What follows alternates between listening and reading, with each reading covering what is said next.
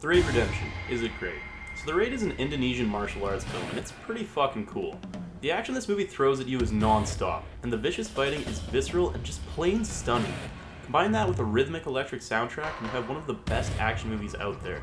When you start looking into the production of this film, Gareth Evans basically built this movie out of nothing. He managed to use the limited budget perfectly, using only a handful of sets and completely fresh actors to make this over-the-top martial arts film. We're going to take a look at some of the action sequences of this film and how Gareth uses them to build character and plot progression while simultaneously keeping the raid moving forward. So let's dive into it. In The Raid Redemption, there's no time for exposition. Beside a couple conversations at the beginning and one conversation between the two brothers near the end of the film, all of the development of this story is done in desperate strides. Due to the number of characters and the speed and chaos with which they are dispatched, it's impossible to get to know each person. Despite that, the raid builds a connection to each one of these people by imposing an impossible situation for them to overcome. When you see Rama grab an axe and begin rapidly chopping a hole in the floor, you feel his determination and intelligence through his actions. Even less pronounced actions like Tama, the mob boss, choosing a hammer to kill his victim, immediately establishes Tama as an intimidating and ruthless villain. Another example is the exhaustion that Rama carries himself with as he tries to drag Boa to safety, showing the degeneration that Rama is experiencing in both body and spirit.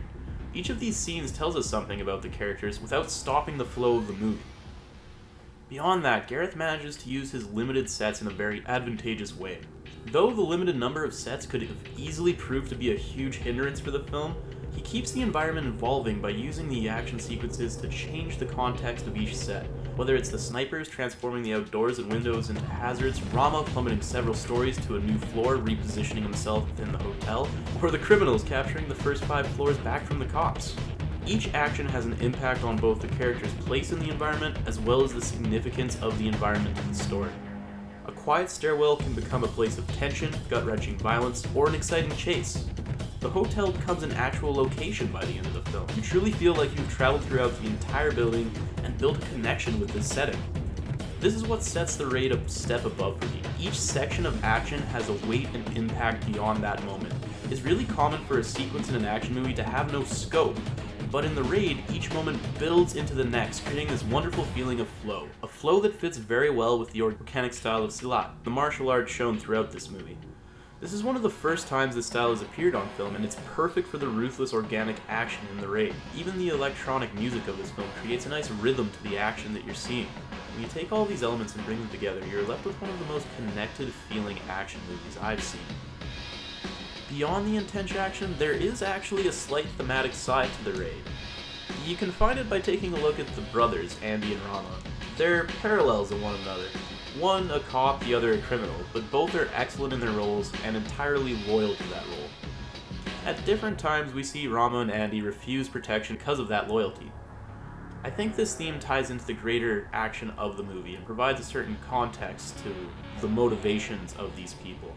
Rama's decision to continue to wear his vest is idiotic, as is Andy's decision to stay a criminal, but both are clear examples of the single-minded sense of duty that is everywhere in this film.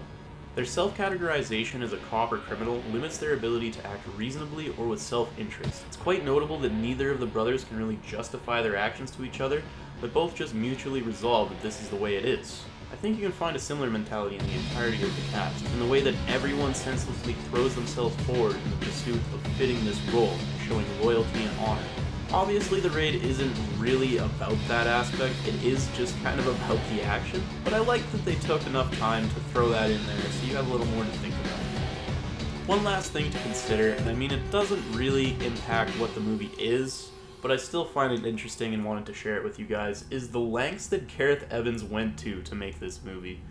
Basically, this guy, Gareth Evans, was working a regular job in the UK, trying to make it as a director, but not really having any sort of success. Out of nowhere, he gets hired into a job making a documentary on Silat, an Indonesian fighting style. This guy becomes so fascinated with it while he's there, he decides he has to come back and make a movie. So he meets this student, Aikoa Uwasi, who is working as a delivery driver, and the two quickly become friends.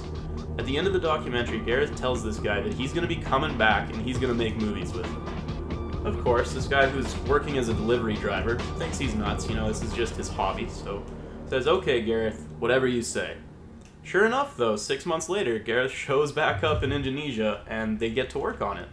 The first film they came out with was Mur on Top. It's a short film that he shopped around at a bunch of film conventions. But through that movie, he built up a bunch of funding. So now that he has funding, he decides, alright, so let's go and make a movie.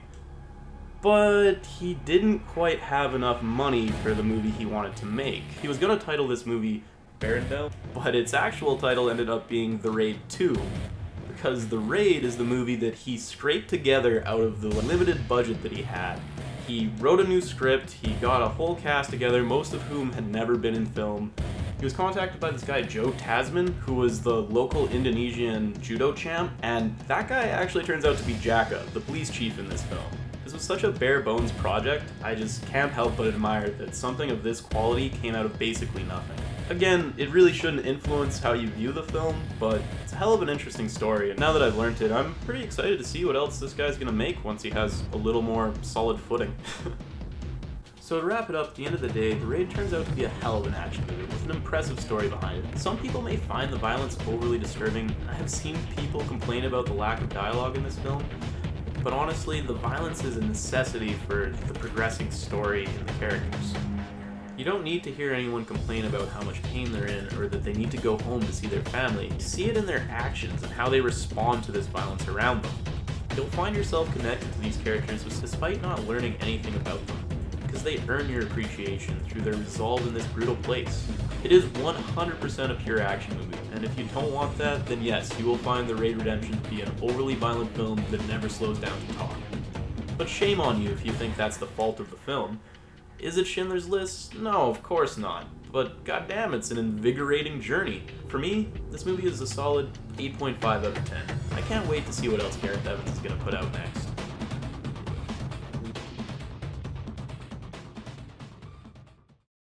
One other last thing I gotta warn you about is that for this movie, you have to make sure you watch it with the subtitles, because unfortunately, the dub is just awful. Trust me on this, they dub over every single punch, every single hit, and it just makes it feel like you're watching Dragon Ball Z. With that aside, 8.5 out of 10. Great film. So that was The Raid Redemption. I mean, pretty damn intense movie. I don't think I've seen action like that in anything else. No, definitely not. Not to say I haven't seen a martial arts movie. I've seen a bunch, and there's a lot of the reasons why I would watch a Tony Jaa movie. They're all right in here, you know?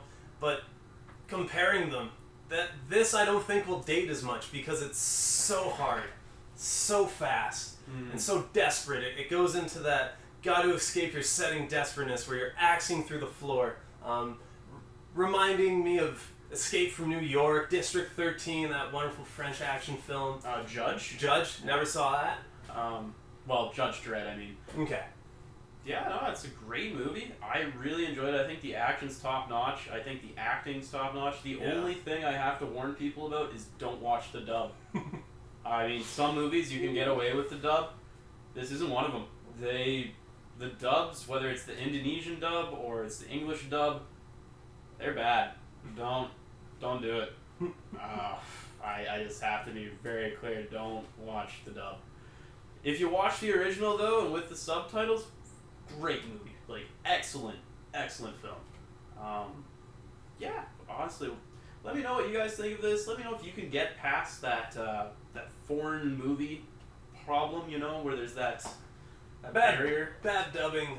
Honestly, I recommend this to everybody. It's one of those golden ticket, if you want to be entertained. No, it's foreign. It's subtitles. It's... Come on. Like, subtitles are presented in such an easy to digest way. You don't have to focus on reading. You can, like, peripherally take it in and know what's going on, you know? Honestly, if they just had dubbed over the dialogue, it wouldn't be that bad, but it's that they dubbed over all of the action sequences. Like, every time somebody gets hit, it's unbearable. Like, it honestly is. You have to watch it with the subtitles. Them's the breaks. Maybe you guys have a different opinion on that. Let me know in the comments below. And, you know, as always, like and subscribe. See ya.